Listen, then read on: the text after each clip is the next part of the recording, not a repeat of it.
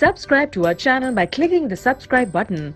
Click the bell button and enjoy the latest uploads from our channel. Coming to question number 2, name any two wastes which can be recycled and reused.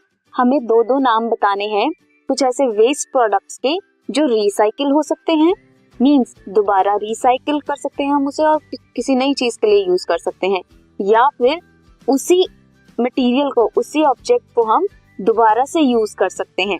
कौन कौन से हैं जो recycle होकर किसी और चीज को हम बनाकर उसे रिसाइकिल करके दोबारा किसी और फॉर्म में यूज कर सकें?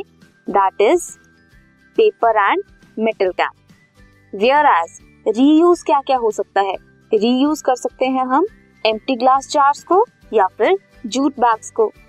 So this is question number 2.